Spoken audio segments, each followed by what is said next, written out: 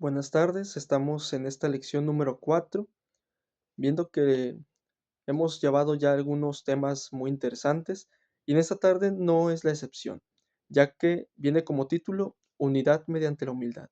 Y el versículo para memorizar se encuentra en Filipenses 2:2 y menciono, completen mi gozo, tengan el mismo sentir, el mismo amor, unánimes, sintiendo una misma cosa. En esta lección vamos a ver un poco de lo que trata la unidad y cómo esto juega un papel importante en el desarrollo del Evangelio, en el avance y crecimiento de la iglesia. Y para empezar vamos a hacer lo mismo que siempre, iniciar primero con la dirección de Dios. Señor, en esta tarde te pido por favor que nos ayudes a comprender lo que dice tu palabra, cómo debemos nosotros mantener la unidad en nuestra iglesia, que tú siempre seas quien nos dirija. Señor, te lo suplicamos todo esto en el nombre de Cristo Jesús. Amén. En esta ocasión, el apóstol Pablo maneja algo muy interesante. En la iglesia, en nuestro sector, recordando que la iglesia no es el edificio como tal, eso es el templo como tal, pero la iglesia es la unidad de personas que se congregan en un mismo sentir. Pablo menciona que la unidad es muy importante, pero no solo la unidad, sino la unanimidad, ser unánimes, ya que puede haber personas que están reunidas, que están juntas, pero no están realmente juntas en corazón, no están unidas en un espíritu.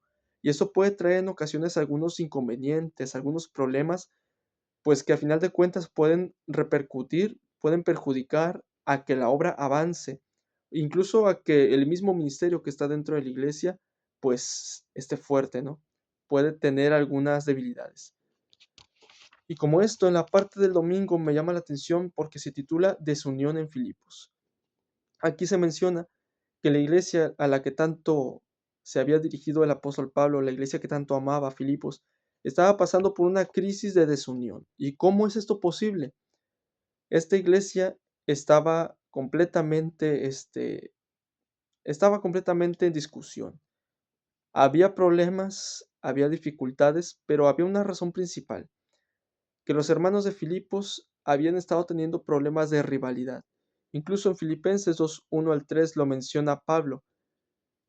Si ustedes están en rivalidad, si ustedes están en contienda, si hay vanidad dentro de ustedes, en la forma en la que cada uno hace su función, entonces la iglesia no va a poder crecer, no va a poder tomar su curso. Y es lo que me llama la atención, cómo la vanidad, la rivalidad, la vanagloria pueden ser tan importantes. Son factores clave para que avance la palabra de Dios. Y esto no solamente ocurría en la iglesia de Filipos. Actualmente en nuestra iglesia hay veces en que hay rivalidad entre los hermanos. Hay ministerios que tienen rivalidad, pero no por los propios ministerios, sino por la gente que está dirigiendo esos ministerios. Y aquí vemos que hay un problema grandísimo en muchas iglesias, que la rivalidad, la vanidad, el que uno quiera tener ese reconocimiento para uno solo o que uno solamente quiera ser el destacado, es terrible y perjudica muy, muy fuerte en las iglesias, tanto de la época de Pablo como la época actual. Se menciona remedios que Pablo utilizó, que Pablo mencionó. Primero, estímulo en Cristo. Solamente en Cristo podemos tener una verdadera motivación, consuelo de amor, amarse unos a otros como yo los he amado, decía Cristo, comunión del Espíritu, ternura, compasión y tener el mismo sentir, el mismo amor, ser unánimes y sentir una misma cosa. Si nos fijamos bien, todos estos elementos nos llevan a un solo camino, el amor. Si realmente no hay amor entre los miembros que conforman la iglesia, ¿cómo entonces va a poder haber unanimidad? ¿Cómo entonces va a poder haber ese sentimiento que todos deben de compartir? Es difícil, pero en ocasiones, y esto lo he visto mucho, hay veces que hay hermanos que prefieren más el reconocimiento propio, y eso no es correcto. Lo ideal es que cada uno contribuya a que la causa, que la predicación del evangelio vaya haciéndose una realidad. Pero para eso hay que tomar un siguiente paso, y esta es a la parte del lunes, la fuente de la unidad.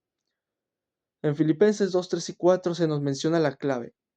para poder nosotros, para que los hermanos de Filipos pudieran realmente despojarse, para poder realmente predicar como se debía hacer, tenían que hacerlo con humildad y buscar el beneficio de los demás. Hay muchas personas en la iglesia que en ocasiones quieren buscar el propio beneficio, en ocasiones buscan solamente que se les reconozca, pero recordemos que el reconocimiento, la honra y la gloria es para Dios, solamente para Dios. No nos corresponde a nosotros. El hecho de que tengamos un talento en la iglesia no significa que nosotros debamos de actuar con rivalidad o con vanidad, nada de eso. ¿Por qué? Porque a final de cuentas los talentos que tenemos no son nuestros, Dios nos los ha dado, provienen del Padre. Y en el momento en que nosotros desviamos la mirada de lo que realmente importa, de aplicar esas habilidades, esos talentos en la obra de Dios, cuando quitamos esa mirada, hacemos lo mismo que Lucifer y nos dejamos llevar por nuestra propia capacidad y creemos que el otro hermano no es igual a mí, que yo soy mejor.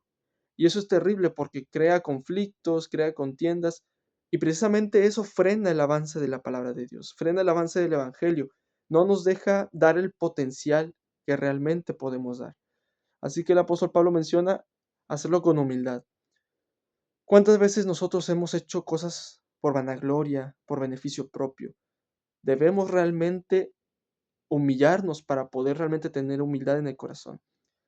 Y si bien es cierto, nuestros talentos son reconocidos públicamente, pero eso no debe ser un motivo para que nosotros lo hagamos de esa manera. Al contrario, Dios nos recompensará en público, pero para eso debemos humillarnos ante Él, depender de Él completamente y no pensar que son nuestras habilidades las que hacen que el Evangelio avance. No, es cuando nos humillamos de verdad y buscamos el beneficio de los demás que podemos avanzar. Y asimismo es lo que el apóstol Pablo les decía a los Filipos. Ahora, implante cerebral o cirugía mental.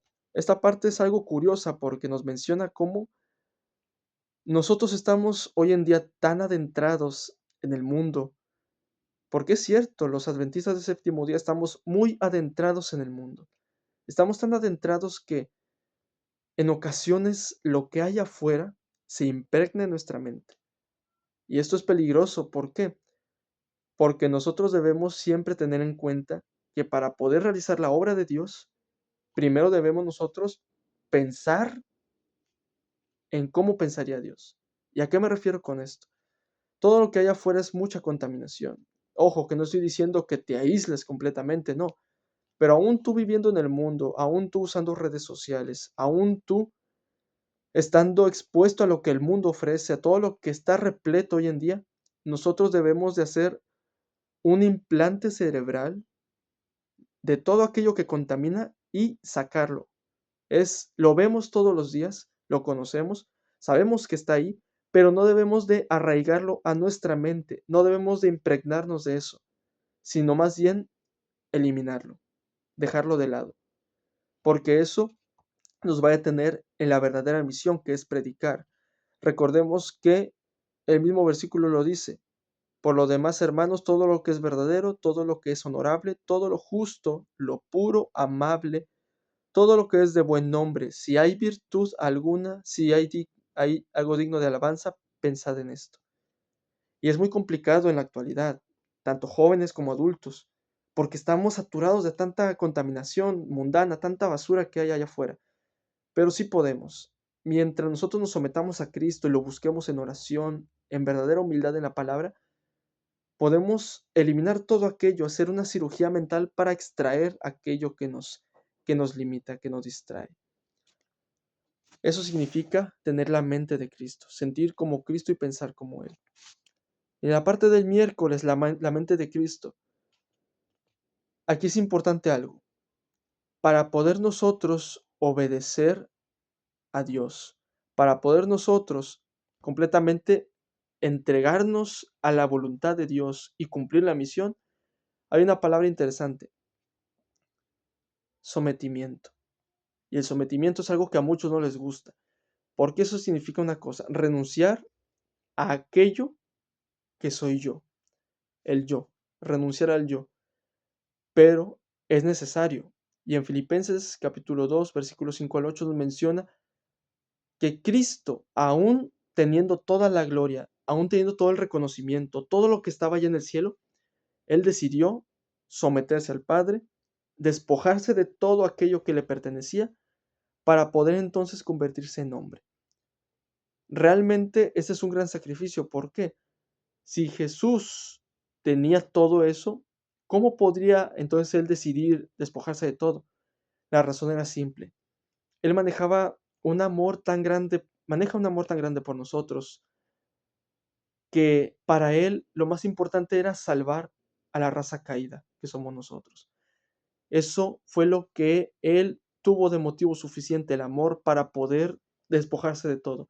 Y yo pienso, si el Hijo de Dios, siendo el Hijo de Dios, se despojó de todo eso, ¿cuánto más nosotros podemos hacerlo? Que realmente no somos merecedores de ninguna fama, de ninguna gloria, de ningún reconocimiento. No somos merecedores de nada de lo que hay en el mundo, ni nada de las dádivas que Dios nos da cada día. ¿Cuán más fácil sería para nosotros despojarnos? Pero el problema viene en que nosotros no queremos a veces hacer eso. No queremos renunciar a todo eso.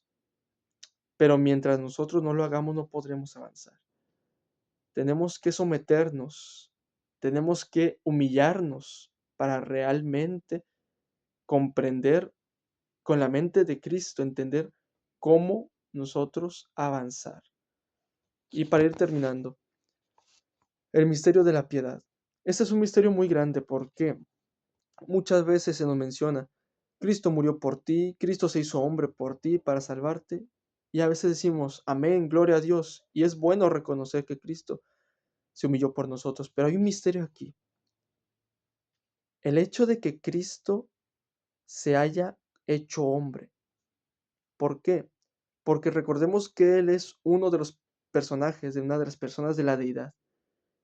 Es difícil a veces comprender a alguien, Dios mismo, porque era Dios mismo, el Hijo de Dios, tomar esta figura humana. Es difícil de entenderlo, porque no es algo lógico, no es algo que nosotros podamos comprender.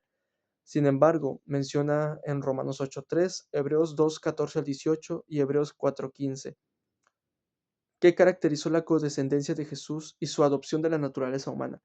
Porque esta naturaleza que tenemos, Jesús la adoptó, porque no es propia de Él. Él tiene su naturaleza divina. Sin embargo, tuvo que adoptar nuestra naturaleza. ¿Y cómo se adoptó esa naturaleza? La clave está en las tentaciones. Para que Jesús realmente pudiera sentir lo que nosotros sentimos, pudiera comprender las tentaciones que nosotros tenemos día con día, Él tuvo que someterse al Padre, humillarse. El amor que siente por nosotros lo hizo despojarse de todo. Y fue ahí entonces cuando Él realmente se volvió carne. De otra forma no podría haberlo hecho, ya que Él seguiría siendo completamente divino, o habría sido solamente como un ángel, un ser divino que bajaría, y todo sería muy fácil para Él. Pero no, Él realmente renunció a todo y realmente adoptó nuestra naturaleza. ¿Qué quiere decir adoptar?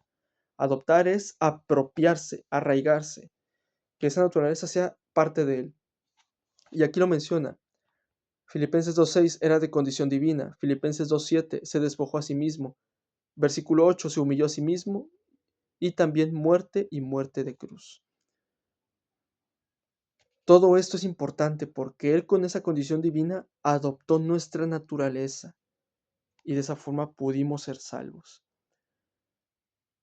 Aquí la lección de esta semana nos viene mencionando como un importante aprendizaje. Para nosotros poder realmente acercarnos más a Cristo o incluso para poder llevar a cabo la obra del Evangelio, debemos primero someternos a Cristo. Dejar de pensar que lo que hacemos es para beneficio nuestro. No, es para avanzar la obra de Dios, predicar el Evangelio. Si tienes algún talento, alguna habilidad, algún don especial, no creas que es tuyo. Dios te lo obsequió, pero no de a gratis. Dios te lo obsequió porque Él quiere que lo utilices de una manera poderosa en sumisión. Recordemos que estamos aquí de paso. Esta no es nuestra casa, no es nuestro hogar, es allá. Pero mientras estamos aquí, lo que Dios nos da, utilicémoslo para bien. Si hay algo bueno de alabanza, si hay algo bueno, en esto pensad, dice la palabra. Que en esta semana, podamos nosotros, que ya está terminando, podamos realmente comprender la importancia de esto y que en la iglesia, cada uno cuando va el sábado a la iglesia, ponga en práctica todo aquello que Dios le da para su propósito y no para algo que nosotros merezcamos, porque no somos merecedores de nada. Que el Señor les bendiga y que sintamos como Jesús sintió, un corazón humilde, dispuesto y completamente fuera de vanagloria, sometido y humillado. ¿Para qué? Para que el Señor haga maravillas en nosotros y seamos instrumentos para su causa. Que Dios los bendiga.